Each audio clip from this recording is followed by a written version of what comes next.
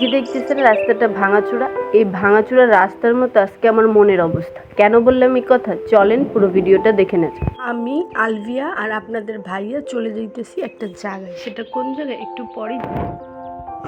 অনেক দিন বাবার বাড়িতে যাওয়া হয় না, ঘর থেকেও খুব একটা বের হওয়া পড়ছে না, কারণ অতিরিক্ত ঠান্ডা।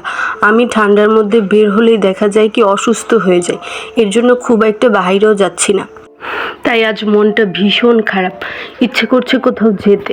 তো ভাবলাম আপনার ভাইয়াকে বলি। তো আমি রাত্রে আপনাদের ভাইয়াকে বলতেছিলাম যে আমাকে কি কোথাও নিয়ে যাবা, তো সে বলতেছে আমি একটু ব্যস্ত, দেখি যদি পারি তাহলে নিয়ে যাব। ওনাকে বলার পর যে ভাবনা সেই কাজ। উনি যখন দুপুরে খাবার খেতে আসলো তখন আমাকে বলল চলো একটু বের হই। তবে কোথায়, শুনলে অবাক হয়ে যাবেন। জানি না এর আগে কোনো বউ তার হাজব্যান্ডের সাথে এমন কোথাও গিয়েছে কিনা। কেন বলছি বলেন তো? আচ্ছা, দেখতে থাকেন শেষ পর্যন্ত, অবশ্যই জানতে পারবেন।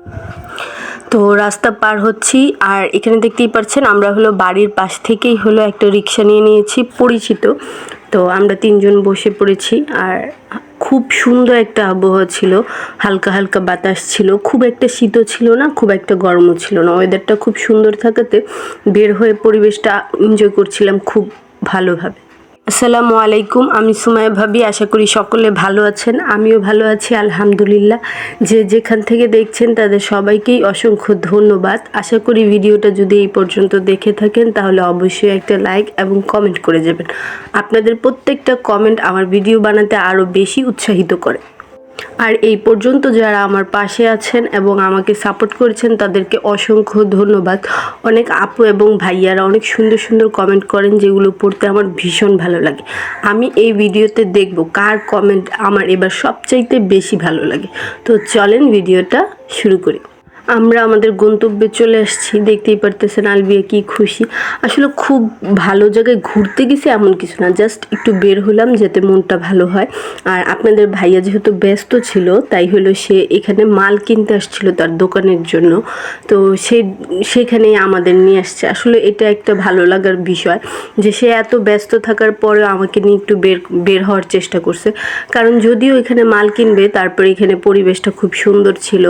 আবার আমি এখানে একটু ঘোরাঘুরি করছি, কিছু কেনাকাটা করার চেষ্টা করছি, আবার আমি কিছু খাওয়া দাওয়াও করছি। আলভিয়া আমি মিলে খুব ভালো একটা সময় কাটাইছি। হয়তো বাসায় বসে থাকলে ঘুমিয়ে থাকতাম, আর নয়তো বা মোবাইল টিপতাম। এই সময়টা এখন অনেকটা ভালো কাটছে আমাদের দুজনেরই।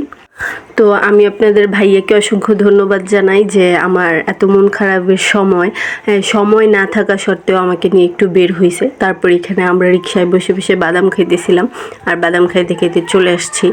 আর ভাইয়ার মার্কেটে যাওয়ার উদ্দেশ্যই ছিল মূলত ফ্লাক্স কিনে আনা, কারণ আমাদের দোকানে কিছু ফ্লাক্স প্রয়োজন ছিল। আর এই তো এইভাবেই আমরা চলে আসলাম।